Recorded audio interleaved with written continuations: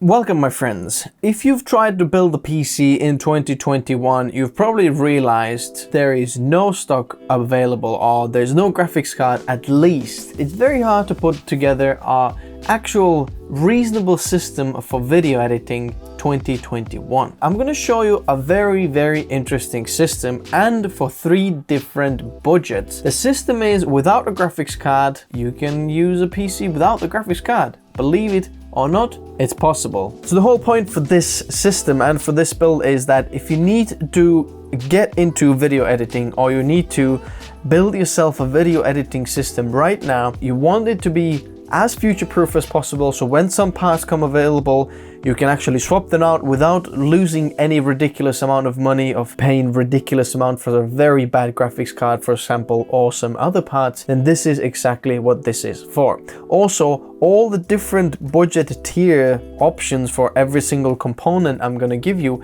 they're all mix and match changeable. So if you want to, like, you know, get a better motherboard instead of a more RAM or something like that, you can do that depending on your situation. But I'm gonna show you what you're gonna get with the upgrades you're gonna get, whether it's more CPU power or some of the motherboards or RAM or PSU or things like that. So definitely stick till the end of the video to know all the parts and why you should get these parts and how much these will cost. So first of all, the CPU, the actual computing power of it. Because there's no graphics cards available, what we're gonna do is we're gonna go with an APU, which basically has a graphics card built in. It's not as powerful as a dedicated graphics card, but it's good enough for, you know, doing a little bit of video editing here and there. The question is, are we gonna go with Intel or AMD? Now, at this point, I'm actually going with AMD just because of the upgrade path. If you want to upgrade your system later on, you just put a better processor in there and a graphics card and you're going to get an amazing system and all the other components aren't becoming redundant.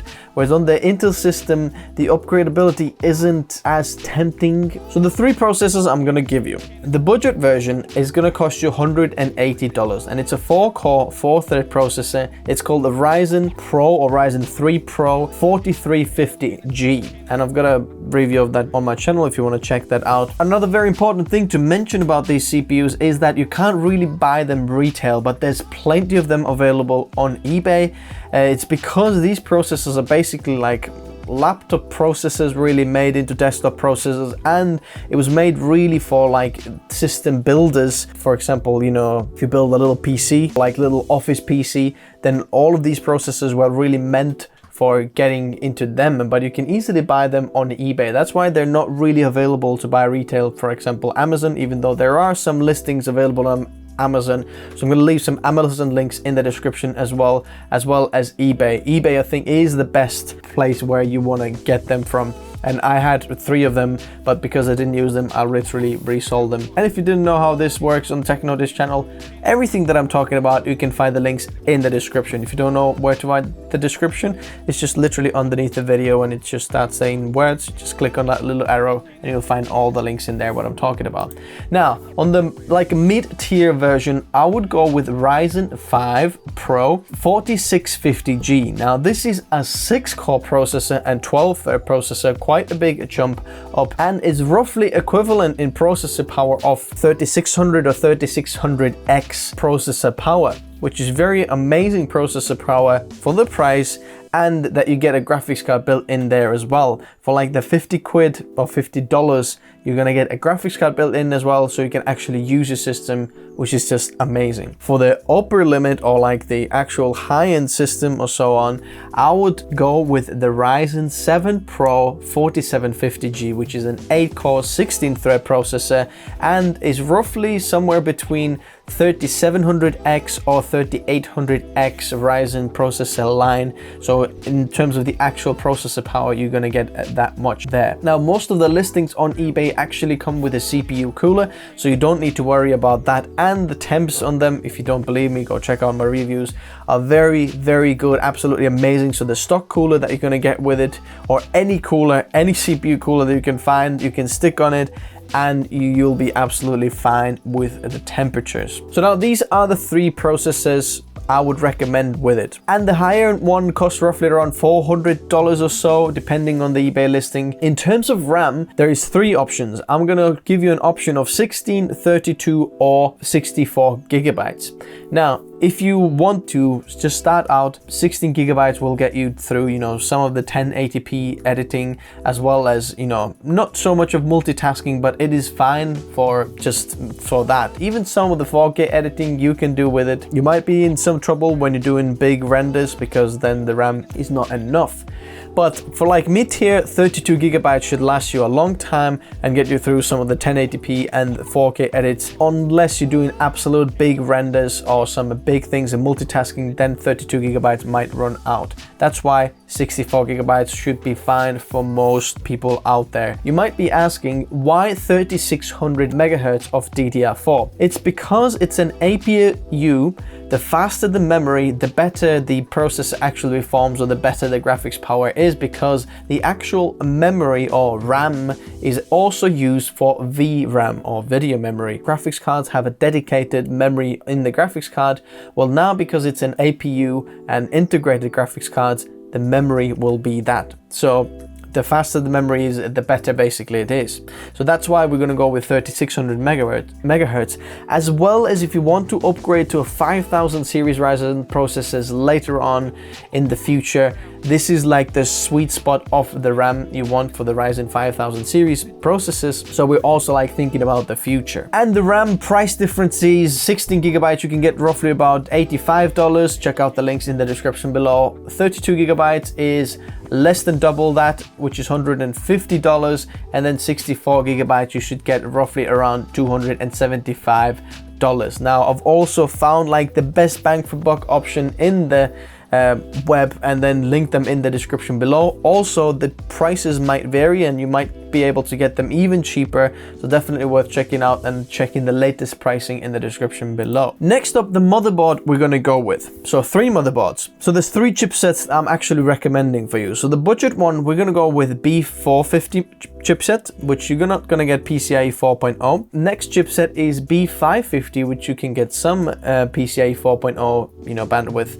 And then the next, or the highest one we have, is an X570, which is the best chipset you can get for Ryzen processors. Now, the thing to note over here is that even though the B550 and X570 offer you PCIe 4.0 speeds, the actual processor won't allow you to have PCIe 4.0 speeds. The processor is capped at PCIe 3.0. And at this point, I don't think it's the problem. But later on, when you upgrade the processor and you can get PCIe 4.0 speeds, for example, some Ryzen 3000 series or 5000 series processors, then suddenly the motherboard supports it and you don't need to change your motherboard. So that's why I'm offering you these 2 options. So the cheapest one I would recommend you is the MSI B450 Gaming Max motherboard, which costs $100. There's plenty of features for there.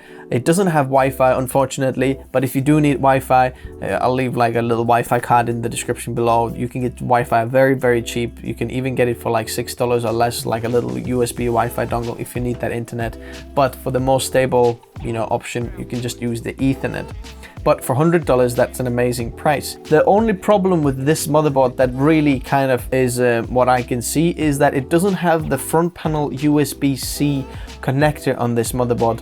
So if you really need that, something like that, it usually is somewhere around here. It's not here. And in terms of the I/O of the motherboard, we have USB 2.0 ports and we have a flash BIOS button over here, which means that sometimes when you buy these motherboards, all of these motherboards, by the way, have the flash BIOS motherboard, so you don't need a different CPU to upgrade the motherboard BIOS before the motherboard actually supports the Ryzen 4000 series processors, because these motherboards were older than the actual processors. So sometimes it is compatible out of the box, sometimes it isn't, but just in case it isn't, you have a flash BIOS button over here, so you can update the BIOS very, very easily.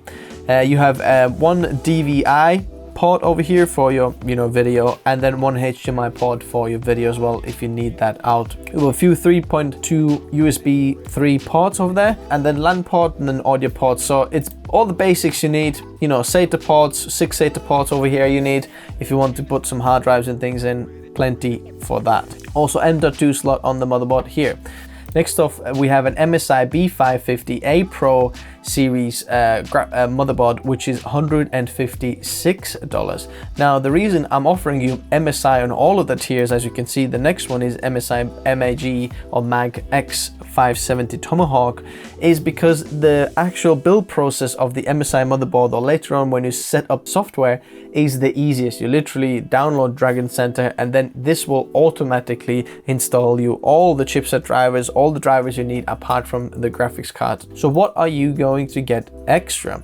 So as you can see, we have a front panel USB-C port over here. So this one is the front panel. What we also have is a thermal guard for the M.2 slot, which helps the drive to run a little bit cooler, which is always better. And then in terms of the I/O, we have 2.5 gig LAN, which is very, very good. So if you have any NAS ports or something like that, this should get you roughly around, up to 300 megabytes per second read or write speeds through that. So if you have a NAS, this will actually help you that as well. If you want to future-proof yourself, you have that, which is awesome.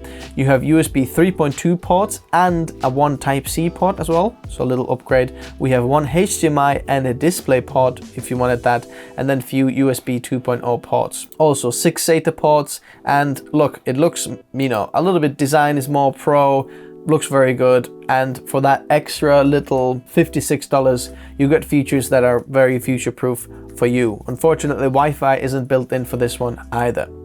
Now, and then the highest one, which is the $220, okay, it's raised price at the moment, maybe it's gone cheaper a little bit later.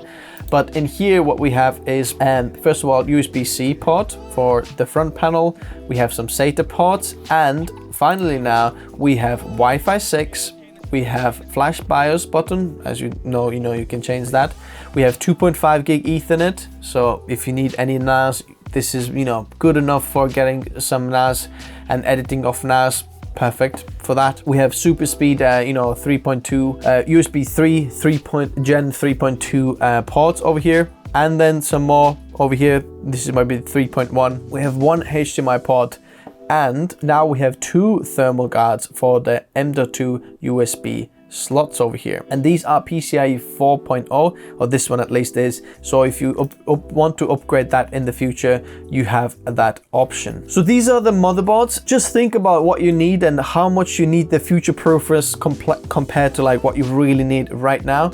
So decide the motherboard on that. So in terms of the cheapest storage option you want is an SSD. Like, I don't think it's really worth going with hard drives, and even, just because the NVMe storage is so cheap. Just look at this one, 256 gigabytes of PCIe 3.0 NVMe drive over here. We have read and write speeds of up to 1,600 and 1,000 megabytes per second respectively, and it costs $38. Now I think this will be a very, very good drive for you for, if you're starting out, you have a fast program drive, plenty of speed for that. And if you want, there's 512 gigabyte options and even more if you want that. But this is not like the fastest NVMe storage, but it is very, very fast. Some of the older hard drives are running at 100 megabytes per second speed, so that's 10 or 16 times faster speed on this NVMe drive. Or if you compare it to some of the SATA SSDs, which are like around 500 megabytes per second, it's 2 or 3 times faster that, and you're paying $38, which is amazing. Next of all, like, if you want to upgrade, we're going to upgrade the storage actual capacity as well as the speed. Now you decide which speed you want and how much capacity, but here's some of the options. Now I was going to go with Sabre and Rocket, which I usually recommend, but like looking at the price, this WD Black SN750 drive was actually cheaper, so I'm like, there's no point of recommending something that is more expensive. So the next drive, we're going to upgrade the storage capacity as well as the speed. So you decide how much of the capacity you want and which speed you want on each of the tier. If you want more, you can do that, because all of these SSD or storage options actually have more capacity options as well. So now we have a 500 gigabyte and this is Western Digital Black SN750. Now I usually recommend Sabrent rocket drives, but this one was actually cheaper, and by the time when I made this video it was $59. Now looking at this, it is $62, but there was a massive deal on previously which was even cheaper, so definitely worth checking out if you can get this even cheaper. But this one over here now, the read speeds are up to 3.4 gigabytes per second, 3,400 megabytes per second, which is ridiculous speeds. 6 or 7 times as fast as a SATA SSD or something like that. So it's an awesome drive for the price. Now this is still PCIe 3.0 drive, and which is like the fastest drive you have for your system. But now the fastest drive of the bunch over here, which costs $150, is this Sabrent Rocket 1TB drive, and this is PCIe 4.0. No, at the time of, if you get any of these processors and you put this one in, this will be capped at PCIe 3.0 speeds. Now you can still use this drive, but it will be at 3.0 speeds. Now once you update the processor, the actual SSD goes faster as well. How cool is that? And then it starts to run PCIe 4.0 speeds, which is like close to 5,000 megabytes per second.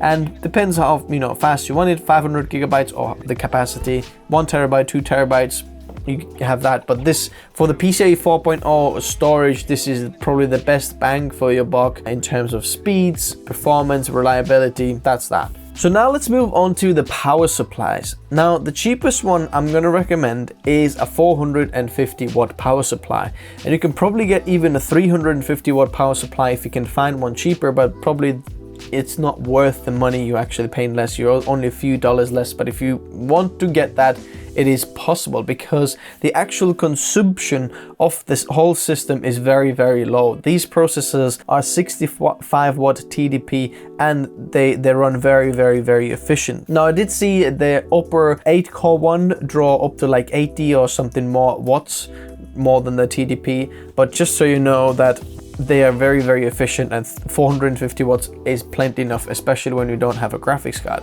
Now, a tip over here is, if you didn't know, is that not all of the power supplies run most efficiently when you are at the highest, maxing out. So when you're building yourself a system and you're thinking, okay, I'm gonna get like the lowest wattage power supply possible for my system, then as a creator, this is not a good choice for you in most cases. The more you use your PC, the more the electricity costs for you, because the power supply is not efficient. The power supply efficiency curve goes like that, and then down later on when you're about 80 to 100% usage. So check that with your power supply. If you do want to, pay less or get a cheaper in the long run power supply system, get as expensive or as powerful power supply as you can, because your electricity bill will just be less, and the longer you use it, the less it will be. And it's also future-proofing your system. You can, power supplies like almost never go bang. If you do want like, the best performance for right this moment without thinking about the electricity bill, that CV 450 by Corsair will do you a great job and costing very, very little. I found this all for like $60 or something like that.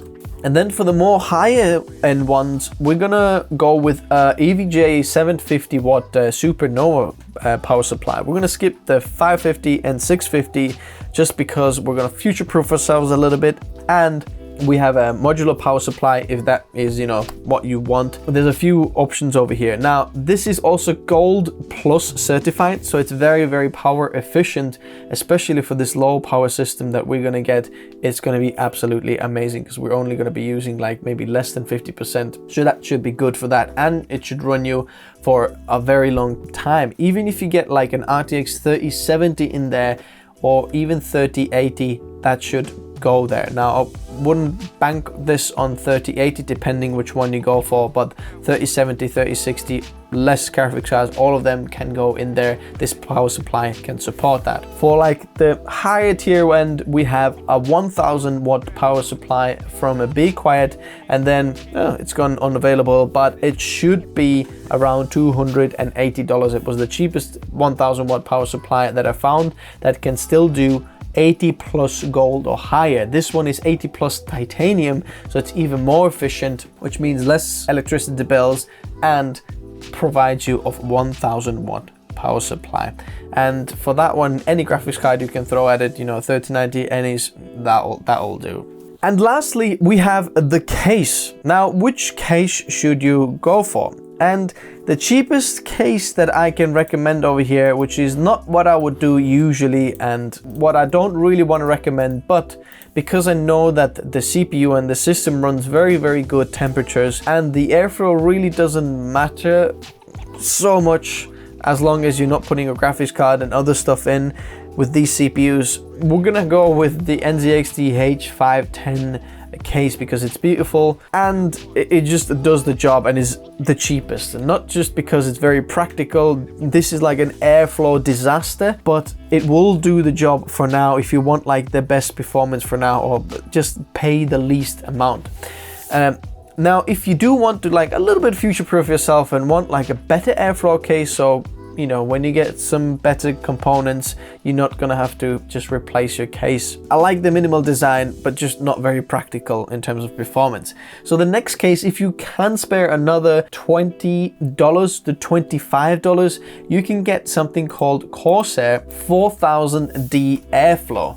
And that case has a very, very good airflow, and it's not that much more expensive when you compare the whole system price. It might be a lot when you just compare the actual, you know, case NZXT 510 or this one. With this case, you're gonna get a beautiful big tempered glass side panel. You're gonna get massive airflow from the front, from the top, and then from the back. You're gonna get two 120mm fans with it as well. So this is like a very, very good case, and there is like a few RGB or tempered glass options as well. The RGB and tempered glass obviously like cost a bit more. The airflow is tempered glass on the side as well. It's just the tempered glass has a like solid front panel, but if you want more airflow, this is actually cheaper, the front panel like that, and I prefer it that way. So this is a much, much better case in terms of the price. And look at this now, it's even $94, not $115. So at the point of making this video, the news just got even better for you. You're paying only like what, $7 more for this case, and that is so much better. So it kind of renders the H510 absolutely useless that I just recommended, unless you get the H510 much, much cheaper. But right now, this seems like a much better option. The last case I would recommend, or like if you need this, not every person needs this, but just in case you want something a bit bigger and maybe, you know, get more airflow, more fan options in the back, this is the 5000 series airflow case. Is a little bit more expensive. Now that's quite a bit more expensive compared to the 4000D airflow, $164. But you've got some good cable management options, loads of SSD options in the back over there, only 2 hard drive options over there if you want to go 3.5 inch. If you want to go 2.5 inch hard drives, then there's plenty of that. Lots of cooler options and things like that. And that concludes my PC building guide for the budget systems for people who really want a system, want it to be as future-proof as possible and not spend or break the bank right now.